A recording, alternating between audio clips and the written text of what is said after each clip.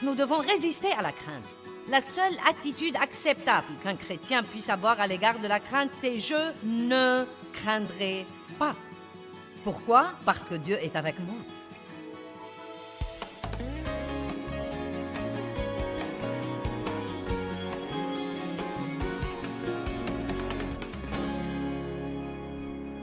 Et la seule solution à la crainte, c'est la foi et la connaissance de l'amour de Dieu pour nous individuellement.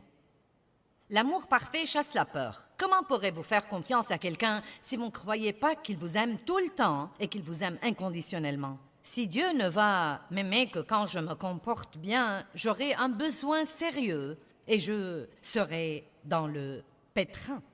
Amen? Donc, encore une fois, Dieu vous aime inconditionnellement. La Bible dit des choses étonnantes comme quoi, pour satisfaire son amour, lorsque nous étions encore des pécheurs et des ennemis à lui, Dieu est mort pour nous. Et s'il était prêt à envoyer son Fils unique, combien plus il nous donnera libéralement toutes les autres choses dont nous avons besoin. Dieu nous aime beaucoup et il a un bon plan pour notre vie et il ne veut pas que nous soyons tourmentés par la crainte. Non seulement il ne veut pas que nous soyons tourmentés par la crainte, mais encore il ne veut pas que la crainte entrave notre destinée. Chaque fois que nous essayons d'aller de l'avant ou de faire des progrès, Satan nous offre toujours la crainte pour nous faire régresser. Amen. Donc la crainte numéro 1 dont je veux vous parler, c'est la crainte du mal ou la crainte des ennuis. Personne n'aime avoir des ennuis. Et à l'instant où nous les voyons venir, nous disons normalement « Oh non, pas encore !» Et tout de suite l'effroi s'installe. Regardons le psaume 27, 13 et 14.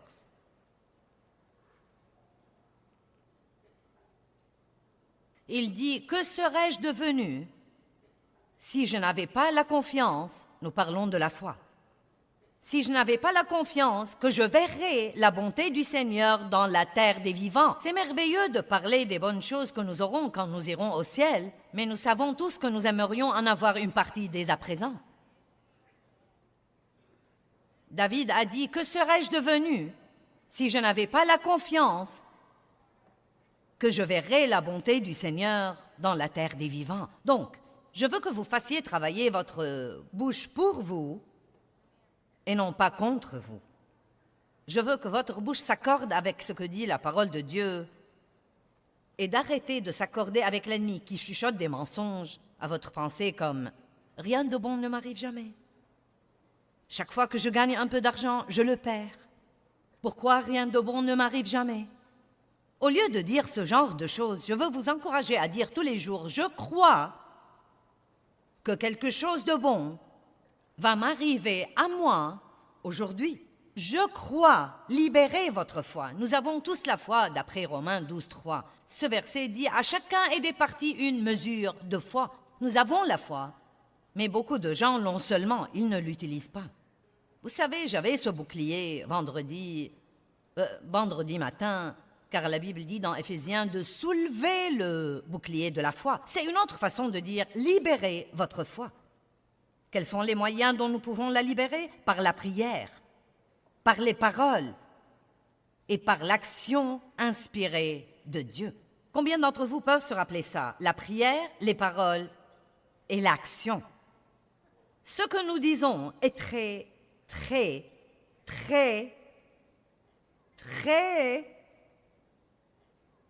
important. Et croyez-moi, ce que nous disons est beaucoup plus important que nous le croyons. La Bible dit dans Proverbe 18, 21, « La mort et la vie dépendent de la langue.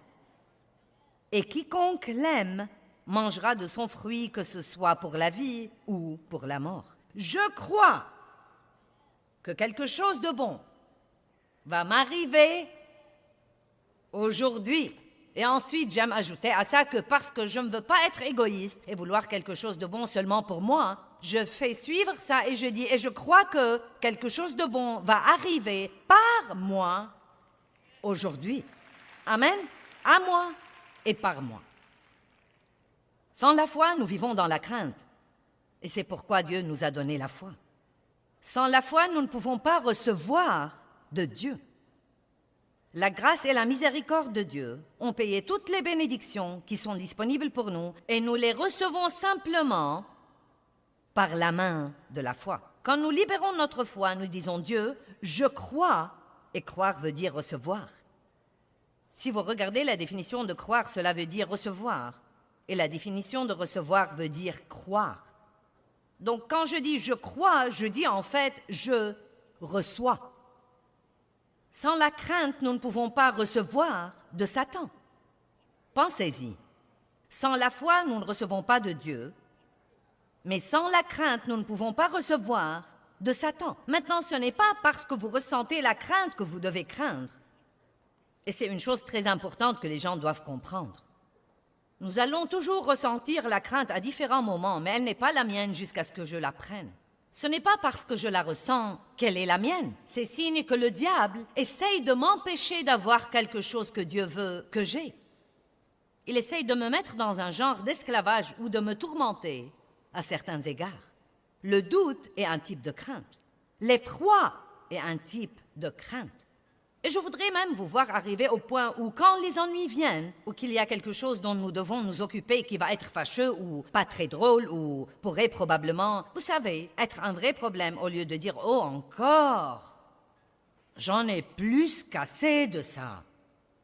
Combien de choses stupides vous avez déjà dites et vous ne vous êtes même pas encore occupé du problème? Oh mon Dieu, ça va me tuer si ça continue. J'aimerais vraiment arriver au point où nous pourrions dire, tout ce que je dois faire, je peux le faire par Christ qui me fortifie. Je ne craindrai pas. J'avais autrefois ce sentiment vague autour de moi tout le temps. Et je veux dire par autrefois la fin des années 70. Et j'avais essentiellement eu ce sentiment toute ma vie. Beaucoup de mauvaises choses me sont arrivées depuis que j'étais très petite fille. Beaucoup de choses tristes, beaucoup de mauvaises choses, beaucoup d'abus, beaucoup de craintes. Et tant de mauvaises choses m'arrivaient de tous les côtés que je suis arrivée au point où j'attendais plus ou moins le désastre suivant. Et donc même quand je suis devenue chrétienne et que j'essayais de servir Dieu diligemment, j'avais toujours ce sentiment vague, ce sentiment menaçant. Quelle est la chose suivante qui va arriver? Est-ce que quelqu'un comprend de quoi je parle? Et comme j'ai commencé à étudier la parole, j'étais debout dans la salle de bain un matin. Je vois toujours clairement où j'étais debout. Et j'arrangeais mes cheveux pour sortir ce jour-là et je me suis finalement arrêtée et j'ai dit, Dieu, quelle est cette chose que je ressens tout le temps et qui ne me permet jamais de me détendre ou d'oser même penser que quelque chose de bien va m'arriver aujourd'hui. Je ne savais pas encore ce que c'était. Et le Seigneur a parlé à mon cœur, le Saint-Esprit a parlé à mon cœur et il a dit « mauvaise appréhension ». J'ignorais ce que c'était.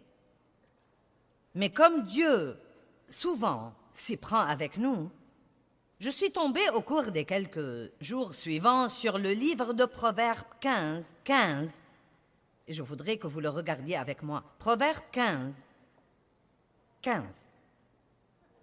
Tous les jours du malheureux et de l'affligé deviennent mauvais à cause des pensées angoissantes et des appréhensions, des mauvaises appréhensions. Mais celui qui a un cœur heureux a un festin continuel, indépendamment de ses circonstances. Nos jours deviennent mauvais à cause de l'effroi et des petites craintes vagues, comme quoi quelque chose arrivera qui sera plus que nous ne pouvons supporter. Eh bien, il y a des rumeurs sur un licenciement au travail. Je ne sais pas. Mince alors, ça m'a inquiétée. Je ne sais pas. Que penses-tu de ce qui se passe dans le monde aujourd'hui? Tout le monde demande à tout le monde. Que penses-tu de ce qui se passe dans le monde aujourd'hui? Eh bien, c'est très évident. C'est un gâchis. Et c'est un gâchis parce que les gens, en masse, pas tout le monde, mais comme une nation, nous nous sommes détournés de Dieu. Et les choses ne marchent pas comme il faut quand on essaye de se débarrasser de Dieu. Mais la bonne nouvelle, et il y a toujours de bonnes nouvelles. Mon Dieu, j'en ai assez d'écouter de mauvaises nouvelles tout le temps. Il paraît que tout ce que tout le monde veut faire, c'est de parler des problèmes. Il y a de bonnes choses parce que Dieu est bon et l'Évangile est la bonne nouvelle. Il y a beaucoup, beaucoup, beaucoup de bonnes choses. Et je veux parler de bonnes choses. Quelque chose de bon va arriver dans nos vies aujourd'hui. Et en plein milieu de tout ce bouleversement dans le monde, je crois honnêtement ça. Si nous jouons notre rôle et si nous faisons ce qu'il faut, Dieu s'occupera toujours de nous. Aussi mal que vont les choses, Dieu s'occupera toujours de son peuple.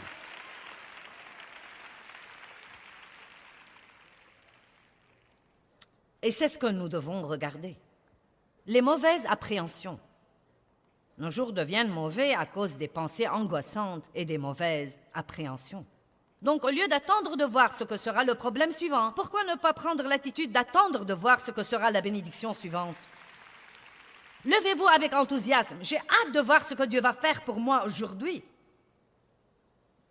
Dieu fait vraiment beaucoup de choses que nous ratons parce que nous sommes occupés à penser aux choses qu'il ne fait pas. Regardons Romains 8, 32, un merveilleux verset. Qui croit vraiment que Christ est mort pour vous? Vous croyez ça aujourd'hui? Alors, écoutez ça. Lui qui n'a point épargné son propre et unique Fils, mais l'a livré sur la croix pour nous tous, comment ne nous donnera-t-il pas aussi libéralement et gracieusement toutes les autres choses avec lui? Oh, bonté divine, c'est un verset riche. Si nous croyons que Christ est mort pour nous, et c'est absolument le don le plus grand, pourquoi vivons-nous donc en craignant que Dieu ne s'occupe pas des autres choses dans nos vies dont nous avons besoin? Quelque chose de bon va arriver. Le roi David, dans le psaume 23, dit « Je ne craindrai aucun mal, car tu es avec moi. » Je crois qu'il faisait une confession là. Je crois qu'il faisait la même confession que j'essaye de vous amener à faire. Tant de ces choses que nous voyons David dire dans les psaumes, je ne suis pas sûre qu'ils fussent nécessairement son compte-rendu de ce qui arrivait. Je crois qu'il déclarait ce qu'il croyait. Je ne craindrai aucun mal. Le Seigneur est mon berger, je ne manquerai de rien. Oui, même quand je marcherai par la vallée de l'ombre de la mort, tu es avec moi. Je ne craindrai aucun mal, car tu es avec moi. Ne craignez pas les mauvaises nouvelles. Et quand vous les recevez, la première chose à laquelle vous devez penser, je suis plus que vainqueur. Que veut dire vraiment ce verset dans Romains 8, 37? En plein milieu de toutes ces choses, nous sommes plus que vainqueurs. J'y ai beaucoup pensé. Et je crois vraiment ce que je me prépare à dire. Je crois qu'être plus que vainqueur veut dire que vous savez déjà que vous avez la victoire avant même d'avoir le problème. N'est-ce pas merveilleux d'être tellement hardi que quoi qu'il arrive, on ne doit pas le craindre? Si je perds mon travail, Dieu m'en donnera un autre. Dieu s'occupera de moi. Il m'a donné celui que j'ai et il m'en donnera un autre. Rappelez-vous, nous recevons du diable par la crainte, nous recevons de Dieu par la foi. Nous devons résister à la crainte. La seule attitude acceptable qu'un chrétien puisse avoir à l'égard de la crainte, c'est « je ne craindrai pas ». Pourquoi? Parce que Dieu est avec moi. Et tant que Dieu est avec moi, il s'occupera de tout le reste. Dans Ésaïe 30, 18, c'est un beau verset. Il est très long dans la Bible amplifiée, mais il dit que Dieu attend, cherche et désire de trouver quelqu'un pour être bon envers lui et qu'il peut être bon envers ceux qui attendent, cherchent et désirent qu'il soit bon envers eux. Imaginez cette image. Dieu en haut dans les cieux qui dit parce qu'il est si plein d'amour et l'amour veut donner. Oh, que puis-je faire pour quelqu'un aujourd'hui? Et il ne cherche pas quelqu'un qui dit « Oh, je ne sais pas si je peux supporter ça. J'en ai plus qu'assez des mauvaises nouvelles. Un problème, chaque fois que je me retourne, je trouve un autre problème. Quand est-ce que quelque chose de bon va m'arriver?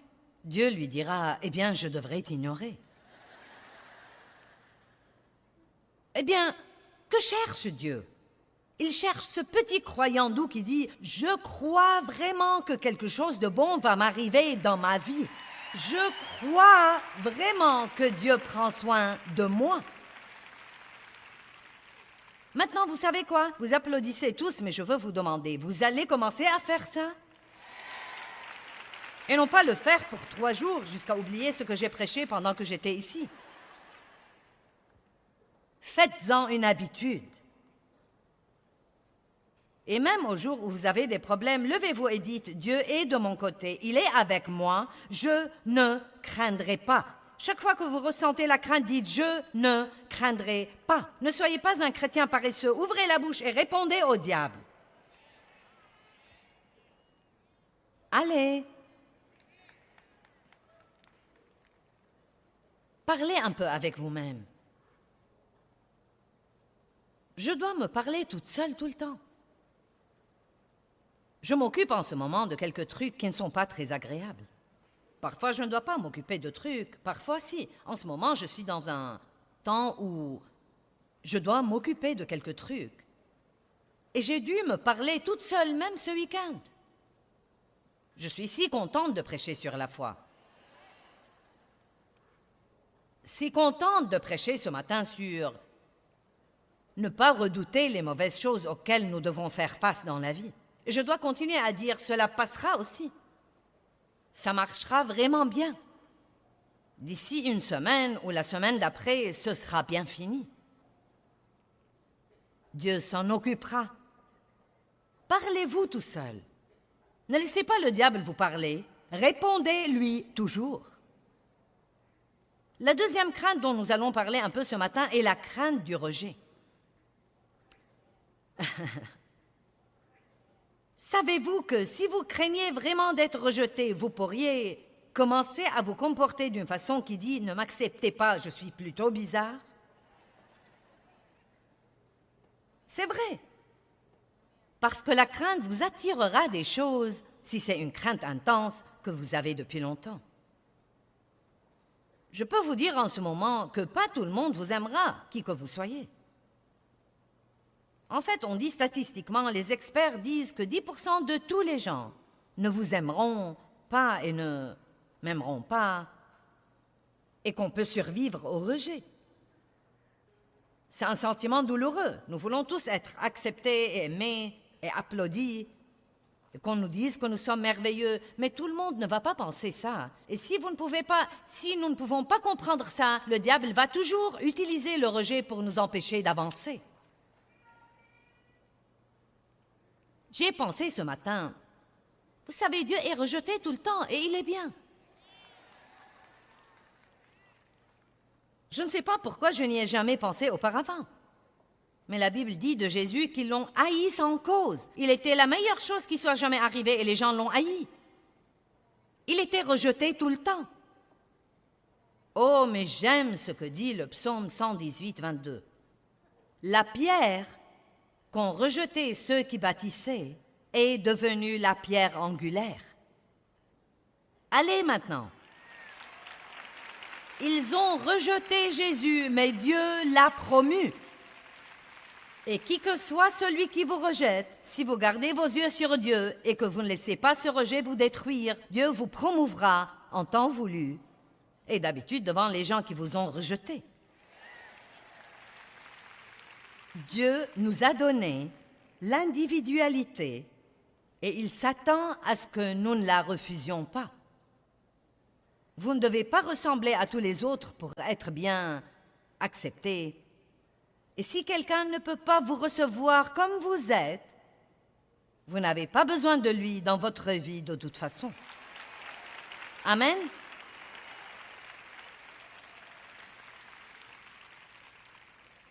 Regardons Luc chapitre 10, versets 10 et 11. Mais dans quelque ville que vous entriez, maintenant Jésus envoie les disciples. Ils ont été formés, mais maintenant il est temps d'aller dans le monde. Mais dans quelque ville que vous entriez et où l'on ne vous recevra pas et ne vous acceptera pas. Donc il ne leur a pas dit « tout le monde va aimer votre message ». Parfois, quand nous essayons d'aider les gens, nous ne comprenons pas pourquoi ils ne veulent pas de notre aide. C'est comme « j'essaye de vous aider ». Pourquoi vous ne m'aimez pas? Tout le monde ne veut pas être aidé. Mais dans quelque ville que vous entriez et où l'on ne vous recevra pas et ne vous accueillera pas, sortez dans ces rues et dites, même la poussière de votre ville qui s'est collée à nos pieds, nous l'essuyons pour vous la rendre. Mais j'aime vraiment ce que dit l'un des autres évangiles. Il dit, nous la secouons. Secouez la poussière de cette ville de vos pieds. Quand vous êtes confiant dans l'amour de Dieu et que vous êtes confiant en Christ, vous n'avez pas besoin que tous les autres au monde vous apprécient. Laissez-moi vous donner une parole de sagesse. Arrêtez de vous faire du souci pour ceux qui ne vous aiment pas et trouvez ceux qui vous aiment. Et je prie que vous arriviez tous au point où, quand les gens vous rejettent, vous serez capable de secouer ça et de dire, vous savez quoi? Vous avez un problème. Or, cela ne veut pas dire que nous ne voulons pas apprendre et grandir. Et si nous faisons quelque chose qui détourne les gens de nous tout le temps, à ce moment-là, pour l'amour de Dieu, apprenons et grandissons. Mais le point essentiel, c'est que, aussi bien que vous vous comportiez, il va y avoir des personnes qui ne vous aimeront pas. Ils n'aimeront pas votre personnalité, ils n'aimeront pas vos manies. Vous n'allez pas vous accorder avec tout le monde. Parlons de la grâce pour un instant. Oh, la grâce est une chose si étonnante. Et vous savez, au tout début de mon ministère, je vais être franche avec vous, je montais ici et je croyais que je devais amener tout le monde à m'aimer. Et j'étais si blessée quand quelqu'un se levait et s'en allait, surtout au tout début, parfois, vous savez. Si j'étais invitée dans une église et que les hommes ne s'attendaient pas à moi, il y avait parfois des hommes qui se levaient et s'en allaient. Oh, c'était si dur. Mince alors, cela me blessait parce que je manquais d'assurance. Et je tirais toujours une partie de ma valeur des visages des gens, de leurs actions. Est-ce qu'ils sourient? Est-ce qu'ils froncent leurs sourcils? Sont-ils endormis? Sont-ils éveillés? Et vous savez, quand vous avez la crainte du rejet, vous imaginez des choses qui ne sont même pas vraies. Je me rappelle que j'étais une fois dans une réunion où j'enseignais et au bout de 10 minutes seulement du sermon, une femme s'est levée, elle était dans la 2e rangée, et elle est partie. Eh bien non, mais le diable m'a dit, elle ne t'aime pas. Et j'ai été tourmentée par ça tout au long de mon enseignement ce soir-là. Non mais cela m'a presque achevée parce que je pensais, eh bien, mon sermon doit être mauvais. Et vous savez, c'est horrible. Non, mais si vous croyez que c'est dur que le diable attaque votre pensée, essayez de prêcher dans une salle remplie de gens et voyez-le attaquer votre pensée.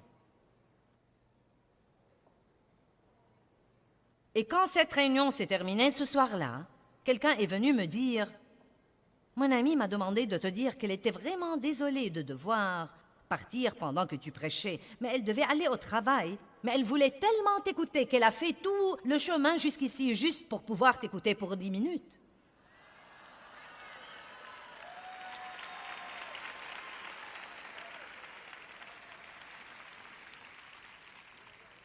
Maintenant, quand les gens s'en vont, je dis « Je suis contente que vous soyez venus et restés aussi longtemps que vous êtes restés. »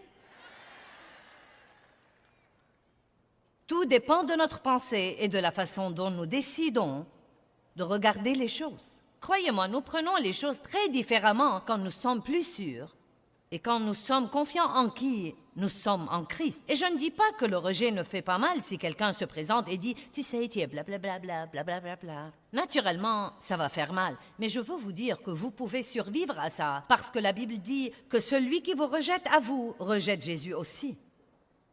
Jésus se sent visé quand les gens nous rejettent. Je ne me tiendrai plus debout ici pour amener tout le monde à m'aimer. Ce n'est pas ce que je fais ici. J'espère en Dieu pour vous amener à m'aimer.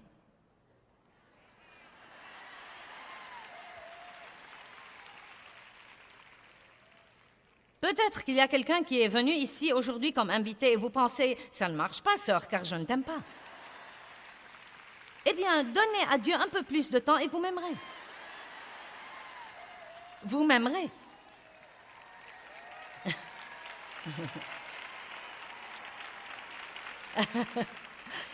Vous voyez, je suggère que vous priez, Dieu, donne-moi grâce partout où que j'aille aujourd'hui.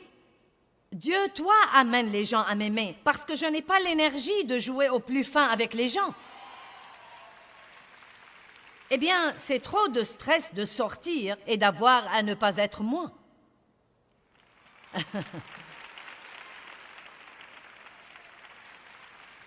Et je vais vous dire quelque chose que nous devons tous faire. Si vous voulez rendre service aux gens dans votre vie, donnez-leur la permission d'être qui ils sont. Dave m'a fait le meilleur compliment ce matin. C'est un ange, il m'a aidé à me sentir si bien. Hier, je parlais de combien j'ai changé au cours des 45 ans de notre mariage, et j'ai dit, vous savez, Dave s'est marié à 20 femmes différentes. Et il a dit, hier, quand tu as dit ça, j'ai pensé oui, et je les aimais à toutes. Donnons à Dave. Oh! Je veux que l'enseignement d'aujourd'hui vous donne une meilleure compréhension, comme quoi nous recevons toutes les bonnes choses que Dieu nous réserve par la foi, mais que nous pouvons aussi recevoir les mauvaises choses que l'ennemi nous réserve par la crainte. Nous devons donc faire confiance à Dieu, et cela nous aidera à résister à la crainte. Vous savez, Dieu vous aime, et il ne veut pas que vous soyez tourmentés par la crainte ou quoi que ce soit. Il ne veut pas non plus que la crainte vous éloigne de votre destinée.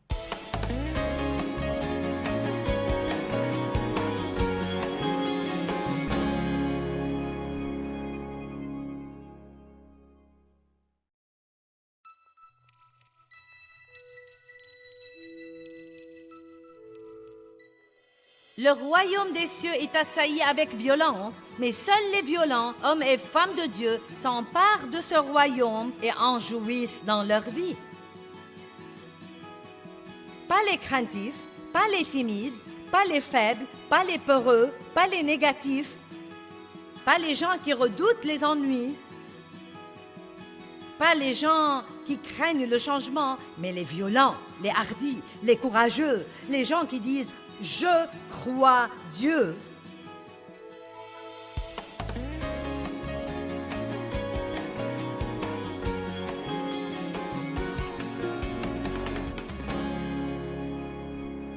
La crainte de ce que les choses ne changent jamais. Le mensonge de jamais. Vous ne changerez jamais. Les membres de votre famille ne changeront jamais. Vos circonstances ne changeront jamais. Vous n'aurez jamais d'argent. Vous ne vous marierez jamais. Vous n'aurez jamais de paix. Vous ne jouirez jamais de votre vie. Les mensonges de jamais. Laissez-moi vous dire quelque chose. Tout peut être sujet de changement, sauf Dieu. Et tout change. Vraiment. Regardons un passage biblique, Hébreux 13, 5 et 6.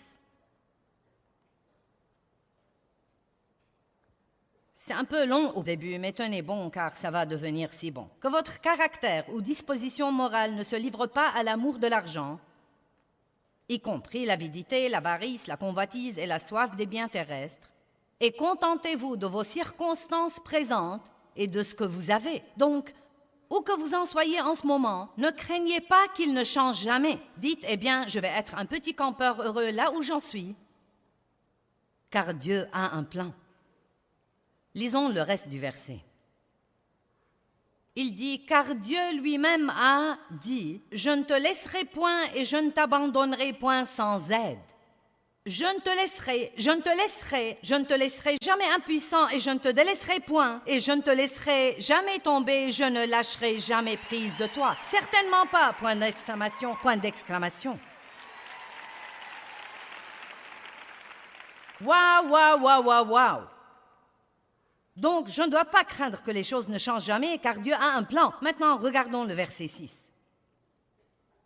Nous pouvons donc nous consoler et nous sommes encouragés et nous disons plein de confiance et hardiment, le Seigneur est mon aide et je ne me tourmenterai pas, je ne craindrai point et je ne serai point terrifié. Que pourra donc l'homme me faire?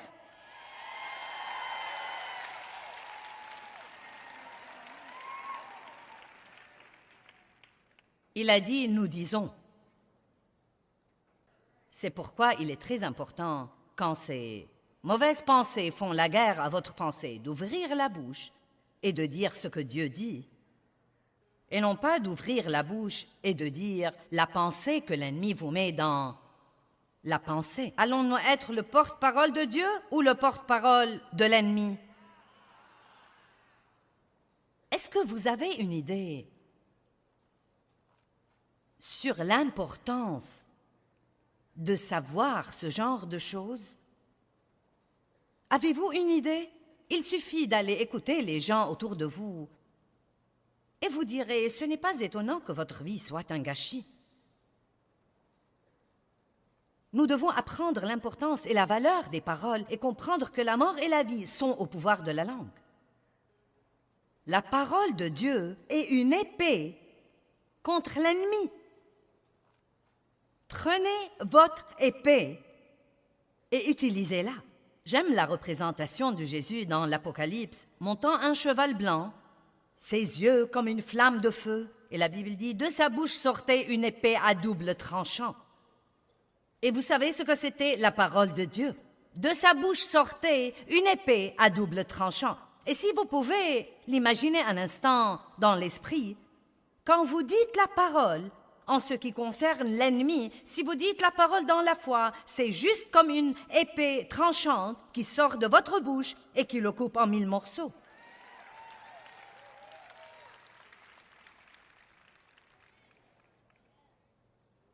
C'est pour moi une des choses les plus précieuses que j'enseigne aux gens. Ça ne suffit pas de connaître la parole. Vous devez apprendre à dire la parole. Quand le diable dit « rien ne changera », dites « Dieu a un plan ». Ça changera. Ensuite, il y a des gens qui craignent que rien ne change jamais et des gens qui craignent le changement. Mais le changement est certain. Très peu de choses dans la vie sont pour toujours. Le savez-vous? Nos corps changent. Quelqu'un comprend déjà ça?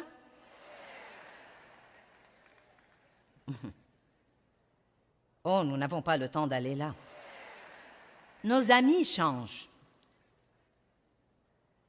Les enfants grandissent et quittent la maison. Les compagnies font faillite. Les quartiers se détériorent. Nous changeons d'avis. Nous changeons nos engagements.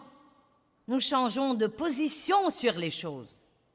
Peut-être qu'il y a des choses en ce moment dont vous êtes convaincu à 100%. Et d'ici 2 ans, vous pourriez penser, je ne sais pas comment j'ai jamais pu croire ça. Et même ce que nous voulons change, ce que nous aimons change et nos désirs changent. Mais quand quelque chose change dans nos vies, même si c'est quelque chose que nous ne voulons pas changer, et qui change de toute façon, la meilleure chose que nous puissions faire, c'est de changer d'avis et de nous rattraper sur ce plan. Il n'y a rien de pire que d'avoir son esprit dans le passé et son corps ici quelque part dans l'avenir. Regardons 2 versets que vous connaissez probablement, mais je crois que ça vaut la peine de les regarder ce matin. Ésaïe 43, 18 et 19. Ne vous souvenez pas sérieusement des choses précédentes et ne considérez pas les choses anciennes. Voici, je fais une chose nouvelle. Maintenant, elle va germer. Vous ne l'apercevrez-vous pas, vous ne la connaîtrez pas, vous n'en tiendrez pas compte. Oui, je mettrai même un chemin dans le désert et des rivières dans le lieu désolé. Vous ne devez pas craindre le changement. Donnez-vous un peu de temps pour vous y habituer. Qui est en plein milieu de changement en ce moment? Eh bien, certains d'entre vous n'aiment pas ça. Eh bien, ça ne va pas empêcher le changement. Vous feriez donc aussi bien d'avoir une nouvelle mentalité. Dieu, je vais apprendre à aimer cette nouvelle chose, même plus que je n'ai aimé l'ancienne. Et je crois qu'elle sera meilleure que la chose dont je me défais. Maintenant, une des raisons pour lesquelles nous nous sentons parfois déchirés pendant les temps de changement est qu'une partie de nous veut une chose nouvelle et que l'autre partie de nous est toujours accro à l'ancienne, car nous avons des liens d'âme avec les choses. Quand j'ai quitté mon travail à l'église où j'ai travaillé pendant...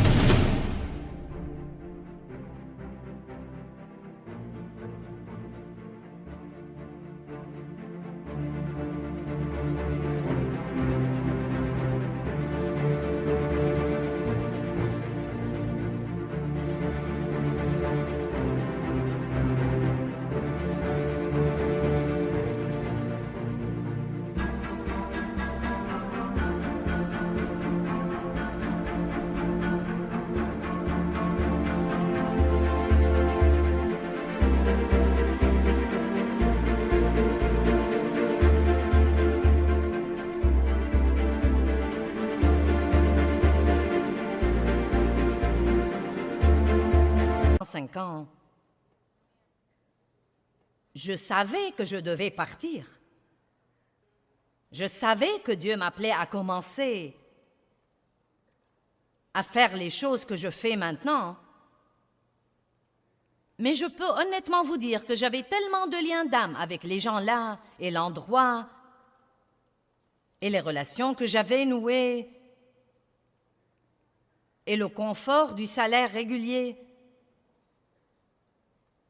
que ça m'a fait de la peine et que j'ai été embrouillée pendant 3 ans après avoir quitté parce que j'étais seule sur la route maintenant. Je me sentais seule parce que je n'avais pas avec moi toutes ces personnes que j'avais.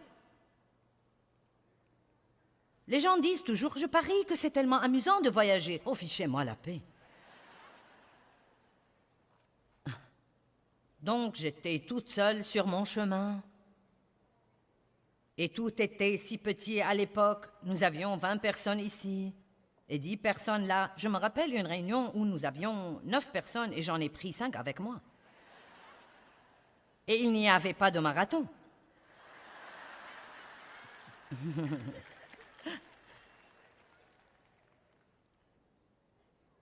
Et donc quand j'étais en ville, j'allais à l'église le dimanche. Et il y avait là tous mes amis et la belle musique. Et le pasteur parlait de la retraite qu'il venait de faire. Et je me sentais vraiment triste, j'étais presque déprimée. Et ensuite je pensais, oh, j'ai fait ce qu'il ne fallait pas, j'aurais dû rester là. Et honnêtement, je ne savais pas ce qui n'allait pas chez moi. Et finalement, quelqu'un m'a dit, c'était un homme de Dieu très expérimenté, il a dit, c'est les liens de l'âme. Et j'espère que ça aidera quelqu'un ici. Quand vous savez que vous avez fait ce qu'il fallait en passant à une chose nouvelle, et pourtant vous avez toujours la nostalgie de l'ancienne. Ça devient un peu embrouillant parfois, n'est-ce pas? C'est comme, quel est mon problème? J'ai cru que je faisais ce que j'étais censée faire. Pourquoi je me sens comme ça? Car vous devez toujours donner à votre âme quelque temps pour rattraper votre esprit. Amen? Vous savez, les gens à qui vous permettez de vous influencer sont probablement une des choses les plus importantes dans votre vie.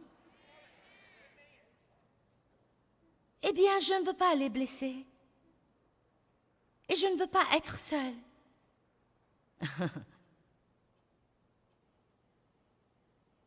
Vous seriez dans une meilleure position en passant quelques nuits seules, plutôt que de laisser les gens empoisonner votre vie. Mais voici l'essentiel. Même si vous rompez cette relation parce que vous savez qu'elle vous empoisonne la vie, cela ne veut pas dire que vous n'allez pas la regretter. Cela ne veut pas dire nous pouvons même regretter la misère.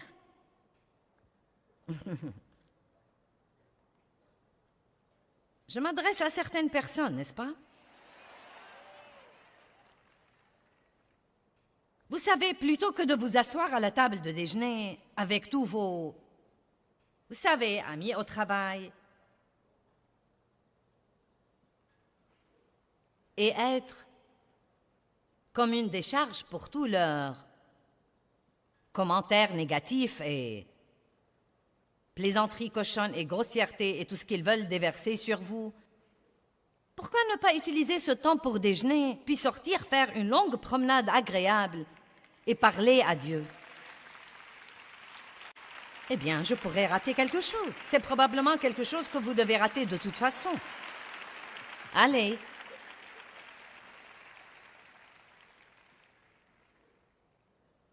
Ne craignez pas de changer. Vous savez, quand Moïse est mort, c'est très intéressant dans Josué 1, je n'ai pas le temps de vous prendre là. Dieu est allé à Josué et lui a dit une chose vraiment étonnante, Moïse est mort. Je suis tout à fait sûre que Josué le savait. D'autant plus qu'ils ont déjà été dans un temps de deuil pour Moïse. Mais quand Dieu a dit Moïse est mort, il disait beaucoup plus que ça. Il disait, il est temps que les choses changent. Tu vas prendre une nouvelle responsabilité. Les choses ne vont plus être comme elles étaient. Il n'est plus tombé de manne par après. Il était temps que le peuple grandisse. Et peut-être qu'il y a des choses dans votre vie qui sont mortes depuis longtemps, mais vous les traînez toujours avec vous. Et ce que vous devez faire, c'est de lâcher l'ancien pour que vous puissiez complètement prendre le nouveau. Vous devriez me voir quand j'essaye de prêcher aux gens et je commence même à dire « Et si vous n'obtenez pas ce que vous voulez ?» Je n'ai jamais eu les applaudissements de toute la salle quand je disais ça. Hier soir, quand je lisais, ou n'importe quand, chaque fois que je lisais Hébreux 11, le panthéon de la foi, le panthéon des héros de la foi, et que je parlais de ça, et de tous ces gens qui ont cru, et il dit qu'ils sont tous morts, soutenus et contrôlés par leur foi, mais n'ayant jamais reçu l'accomplissement de la promesse. Non, mais elle était juste là-dedans comme elle est en ce moment. Je n'ai pas dit que Dieu ne s'est pas occupé d'eux, mais Dieu avait un plan qui était un peu différent de leur plan. Dieu voulait encore nous regrouper et nous permettre de faire partie du groupe. Dieu ne nous donne pas toujours tout ce que nous voulons et nous ne devons pas craindre ça. Nous devons dire, si je n'obtiens pas ce que je veux, cela veut dire que je ne suis pas censé l'avoir. Avons-nous confiance en Dieu autant que ça? Si je n'obtiens pas ce que je veux, cela veut très simplement dire que je ne suis pas censé l'avoir. Mais je le veux! Ne pensez plus à ce que vous voulez et pensez à Dieu. La Bible dit « Fais de l'Éternel tes délices et il te donnera ce que ton cœur désire, et non pas les désirs de votre chair. » Dieu nous donne certaines des choses que nous voulons, mais il ne nous donne pas toutes les choses que nous voulons, car parfois nous ne sommes pas assez intelligents pour vouloir ce qu'il faut. Il y a des gens qui sont assis ici aujourd'hui, qui ont voulu des choses dans le passé, et vous êtes débrouillés pour l'avoir dans la chair, et maintenant vous regrettez de tout votre cœur de les avoir. Et bon sang, j'ai des amens robustes là-bas.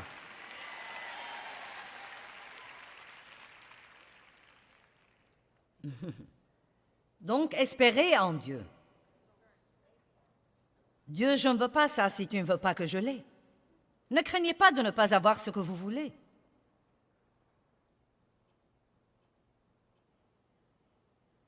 Vous savez, Paul dit dans Philippiens 4, « J'ai appris à être content, dans l'abondance comme dans le besoin. » Vous savez pourquoi? Parce qu'il s'était abandonné à Dieu. L'abandon est un merveilleux, merveilleux mot. J'ai appris ce mot, peut-être, il y a 18 ou 20 ans. Combien c'est important de s'abandonner totalement à Dieu. Et cela veut dire que vous dites, Dieu, je crois que je vis en ce moment, que je suis dans ta volonté parfaite et que tout ce qui arrive dans ma vie va travailler pour mon bien. D'une façon ou d'une autre, ça va se conformer à ton plan. Et non pas, j'ai horreur de ça.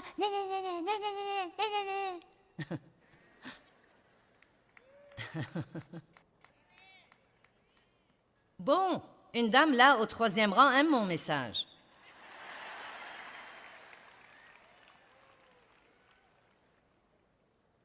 Eh bien, je n'arrive pas à croire que tout ce qui se passe dans ma vie soit de Dieu.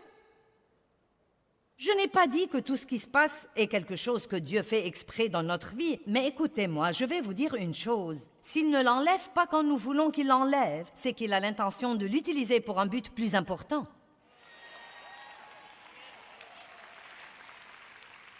La crainte de l'échec. Laissez-moi dire d'abord que nous allons tous échouer dans la vie, mais personne ne doit être un raté. Échouer à une chose ne fait pas de vous un raté. Je vais vous dire quand vous serez un raté, quand vous arrêtez d'essayer. C'est la seule fois où vous pouvez dire « Je suis un raté ». Et vous savez quoi? La crainte de l'échec est vraiment une autre forme de la crainte du rejet. Si j'échoue, est-ce que Dieu me rejettera? Que penseront les gens? Est-ce qu'ils me rejetteront? Que diront-ils? Nous devons être courageux et nous devons faire un pas de foi et découvrir. Là encore, j'ai tant d'histoires, je n'ai pas le temps de vous les raconter toutes, mais vous savez quoi? Je me rappelle tant de fois dans ma vie où J'avais si peur et où je faisais ce pas de foi. Et vous savez quoi? Beaucoup de fois, Dieu merci, les choses marchaient. Il y avait des fois où j'essayais de faire des choses et elles ne marchaient pas. Et vous devez avoir assez d'assurance pour dire, j'ai fait une erreur. J'ai cru que j'étais mené par Dieu, je ne l'étais pas. Donc, débarrassez-vous-en et allez de l'avant. Ne laissez pas cette erreur être la fin de votre vie. Si vous croyez que vous entendez de Dieu et que vous découvrez que ce n'est pas le cas, ne pensez pas « je ne peux pas entendre de Dieu ». Personne n'entend de Dieu parfaitement. Personne n'est parfaitement mené par le Saint-Esprit. Nous apprenons.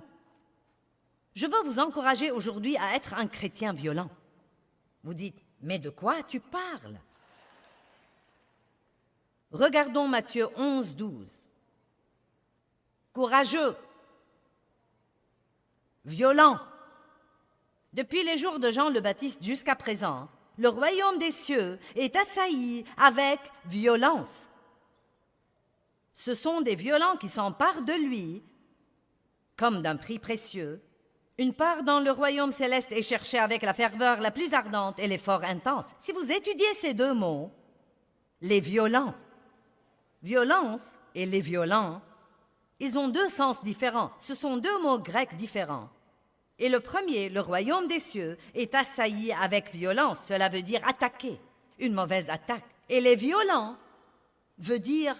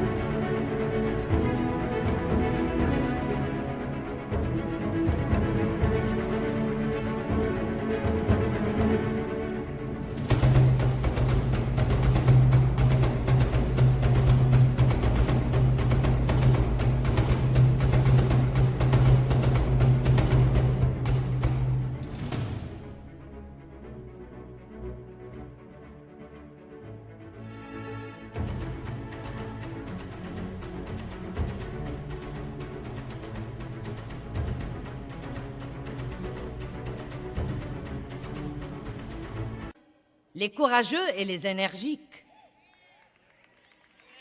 Le royaume des cieux est assailli avec violence, mais seuls les violents, hommes et femmes de Dieu, s'emparent de ce royaume et en jouissent dans leur vie.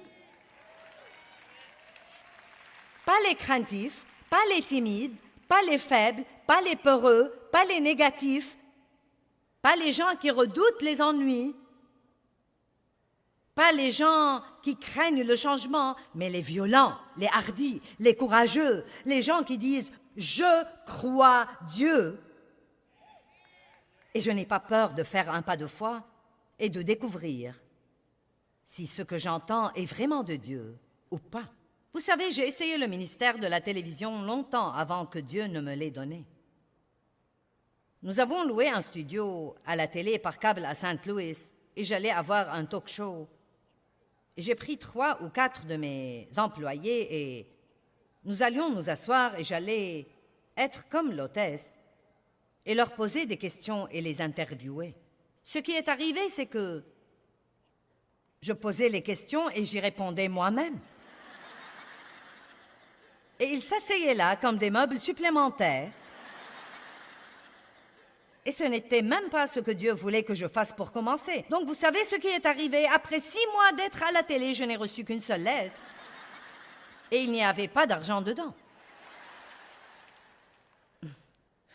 Mais quand Dieu a ouvert la porte, oh bonté divine, comme une inondation puissante. Donc vous savez, je ne suis même pas désolée d'avoir eu cette expérience. Car, à dire vrai, parfois quand Dieu vous appelle à faire quelque chose, vous vous embrouillez un peu sur le timing. Vous avez quelque chose qui flotte au-dedans de vous et vous pensez « Eh bien, je suis censé faire ça ou je ne suis pas censé le faire ?»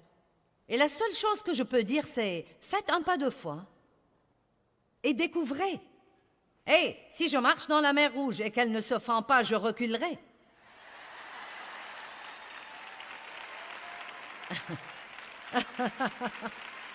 Ce n'est pas trop difficile à comprendre. Le pire que vous puissiez avoir est un orteil humide. Mais ne restez pas là à regarder la mer Rouge toute votre vie et à dire « j'ai peur de découvrir si tu vas te fendre ».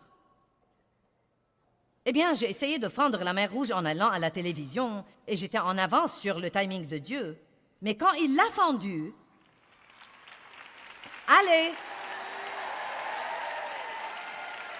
Dieu vous donnera grâce et Dieu vous mettra un chemin. Mais vous savez quoi? Écoutez ce que je vais dire. Dieu vous donnera grâce et Dieu vous mettra un chemin. Mais écoutez maintenant. Mais vous devez être heureux là où vous en êtes. Oh, maintenant vous êtes loin d'être aussi enthousiasmés.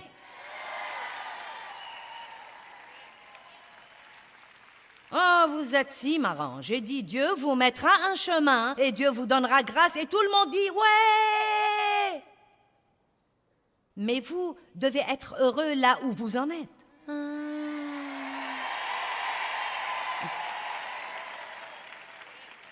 Et la dernière crainte, numéro 7, que je veux mentionner, c'est la crainte d'être blessé. La crainte d'être exploité.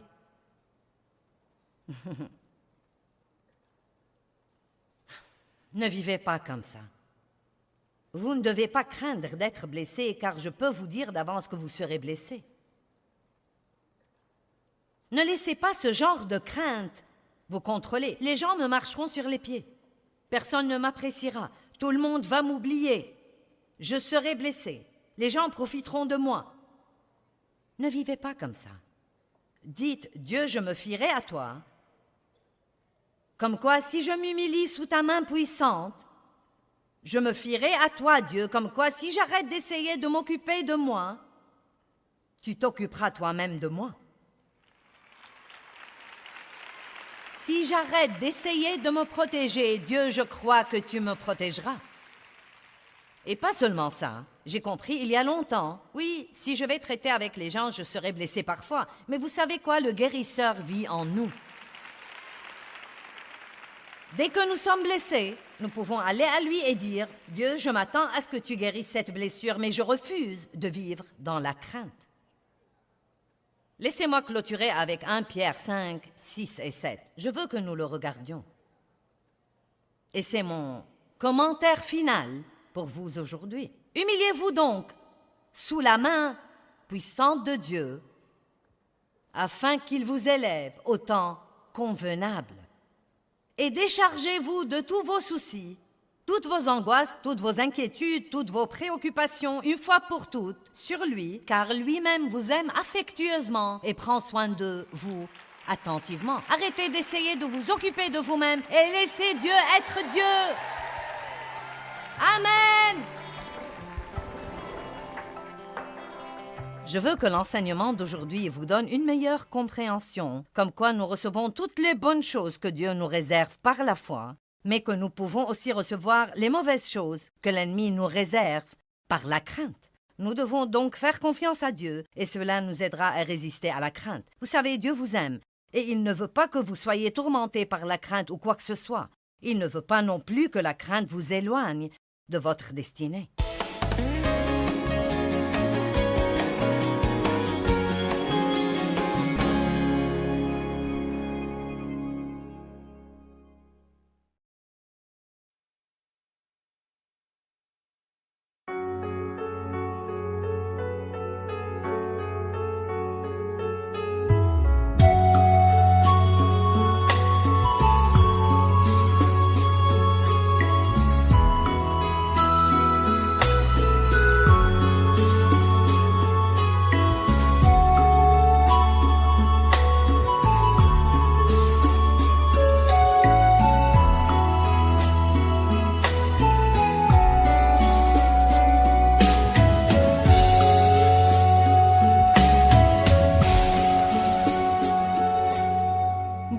Khắp phương trời vẫn nhớ tới quê hương, người về đây thăm làng Trù quê mẹ và làng Sen quê cha, xúc động bồi hồi người rơi giọt lệ thương mái nhà tranh.